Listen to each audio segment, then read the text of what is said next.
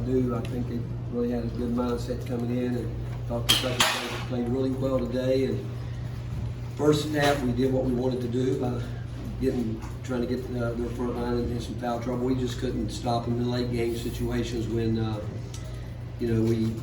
I thought defended them pretty well, but when they put their head down and started driving, they made some tough shots at the rim, but they're capable of doing that. And we knew that that would be something that we'd have a hard time dealing with. And then we get behind a little bit. We start hurrying up, and we had some looks at it we'd like to make, but they didn't go down, and it can get away from you quickly. But I thought our guys fought. I really do, and I appreciate their effort. Rick, I'm wondering, Johnny Juzang kind of came out of nowhere for us. I'm wondering how prominent he was in the game planning, and how impactful do you think he was? Well, he was. He did it. We don't leave any of them out of the game plan because we felt like we would get him in foul trouble. We felt like we'd have to go to some of those players, and we fell asleep. We fouled him one time. Devontae fouled him one time when he had great defense position and gave him 2 there. Then we went to sleep on the backside, gave him a 3 there, and that right, I think in the first half. And but I thought John's guys came in. I mean, they're good players, and they're capable of making those plays. But first half, we felt like we gave them 2 of those 3s where we fell asleep on the backside. We gave them a lob where we weren't alert as we needed to be, and then a couple foul shots. But again, they're going to score points. And in the second half, we had some great looks at the basket, and at some point in time, you got to hope they can go in. But again, our guys fought. But none of their guys surprised us with what, because we knew we could get to their bench. We talked about what those guys were capable of doing, and they did what they did. Corey, Rob, and John. Rick, you ended up going to Drew Pember early on. Was that a product of emotional struggles? Yeah, again, we've told those guys they work in practice. All these guys are young, and our job is to develop these guys. I mean, it's a part of it when you have a young team, and we've lost what we've lost, and we've got our, we're still trying to build a program here that we want. And so those young guys are, whether they're ready for these type games, you got to put them out there some and see what they can do. And I was really proud of Olivier actually in the second half. He didn't play the first half. I thought he came in and really did some things that he's going to definitely get a shot at it more, because he had a shot early, didn't do it. He's had to set a little bit, and he's responded by working harder, doing things in practice. And Urosh has got to be more physical. I mean, a guy that size, he can't be a finesse player. He doesn't have to be a finesse player. And he's a freshman. He's learning this, and the play of the second half should have been a dunk. I mean, if he were playing at the speed he needed to, that should have been an easy basket for us, as opposed to them getting a dunk. I mean, a block right there. Coach, you talked on Thursday about the need to get it inside, not to settle for threes. You know, taking 26 today, was that just a reflection of the score late in the game? Yeah, those 3s came late. We did that, but when you get behind and they start collapsing, start switching, we had great looks at it. I'm telling you. I mean, we had some looks at it that I would have been upset if people had them against us. I would have, but the fact is, you got to make some at some point in time. But some of that's when you're behind, you're catching up. You got to start shooting some of them. But we're going to be a team that when we're playing our best, we're going to be somewhere between, I think 16 and 20. Would be a good balance for us. And again, some of those at the end, we shot and played quicker. And when you're down, you have to do that. John and Steve.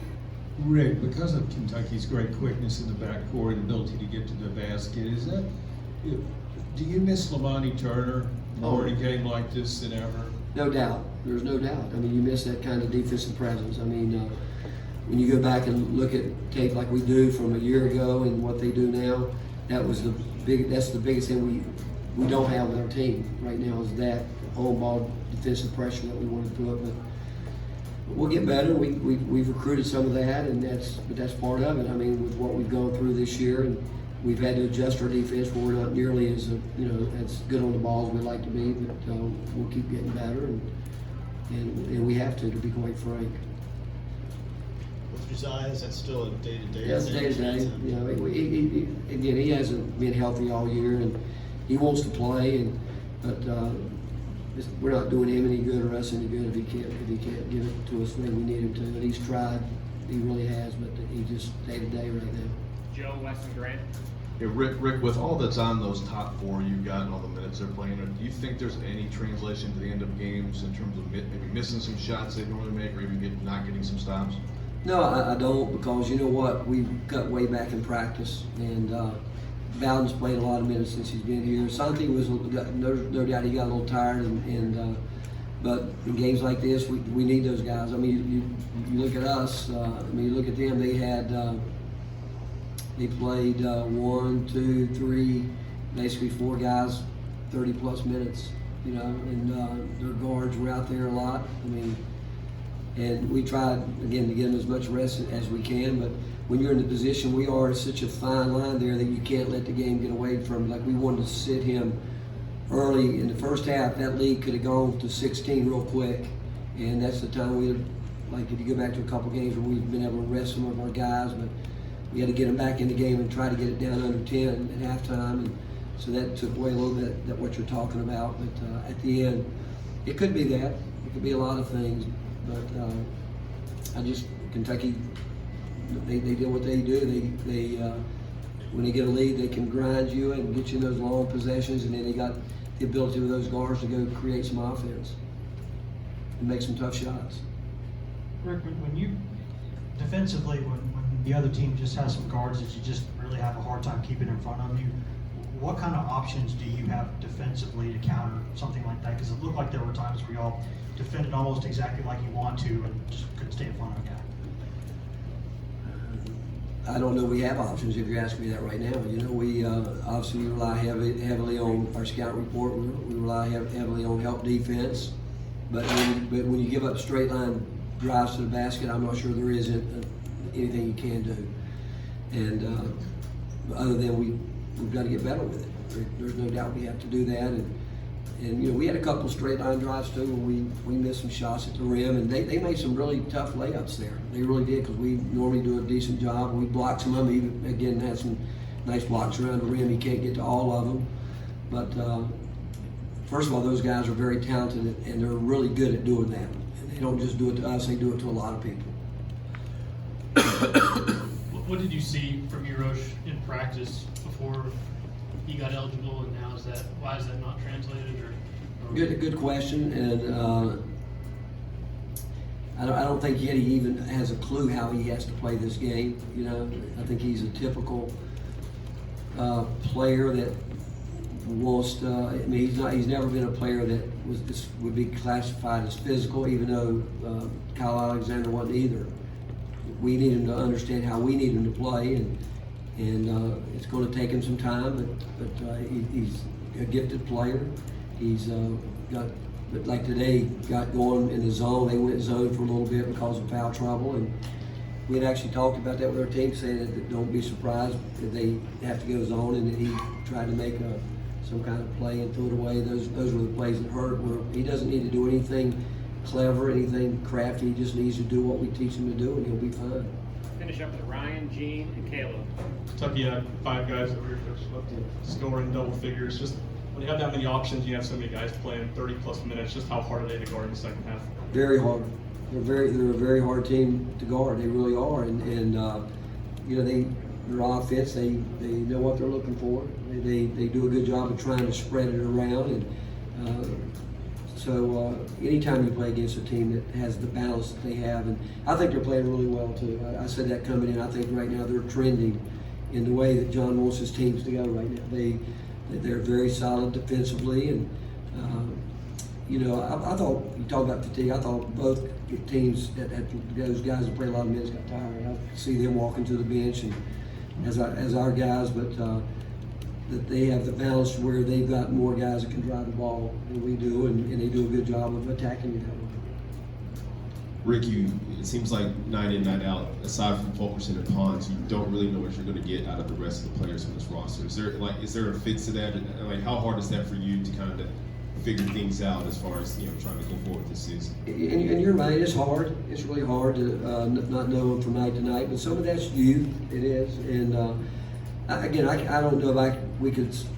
I mean, Santiago's a phenomenal story. When you think about what that kid has done, I mean, it's amazing. It really is, for him I mean, we got 2 guys we're playing with that weren't even on our eligible roster when the season started. That they're trying to work in there. But what he has done is it's really phenomenal. I mean, you think about it, he's was not ever in the kind of shape you'd expect a guy that had gone through a spring and a summer and a fall. But for him to continue to work when you're fatigued to try to get yourself in shape, and he's a guy that you go back and look. I didn't see his. How many assists tonight did he have? Where is he? He had 3 and he had 3 turnovers. Is that right? Yeah. Is that right? So he was 2 and 3. So he's even where he started out. I mean, we had the stat the other day. He was like, until tonight, he was like 28 assists and 8 or 9 turnovers, and that's an amazing turnaround for him to do that. But he's a guy that is figuring it out. And obviously, we'd like to have Josiah out there. I mean, he helps us in a game like this because of rebounding, if nothing else. But so it's difficult. But the good thing about it is, we're getting to develop some of these guys, and we've got to continue to do that while we still try to win games, and we're gonna keep doing it, because I think that this group of guys still has a lot left in them, and we can get a lot better. Coach, back here in the middle, you talked earlier this week about how February is the month where you have opportunities and teams kind of separate themselves. Is that something you all talking about as a team or as coaches? What it's going to take or what you have left, big picture wise, to maybe get back to the tournament? We always talk about the big picture. We do, and but we also talk about how we start talking about the big picture in November and how important those games are. And our line has always been, if you don't think those games are important, wait till March. But we also understand that this is the month where, you can, we play whatever games we got left, they're all top 50 teams. So they're great opportunities for us to do some things coming down the stretch. It won't be easy, but I don't think anybody thinks that we're going to be an easy out. I don't think that at all. But I think, I do know this, our guys think that we can win every time we walk onto the board. There's no doubt they thought that we can win this game today. And so, but we do look at the big picture, and we're like a lot of people bunched up right there, and we'll see if we can get some here coming down the stretch. Thank you, Coach. Great, thank you guys.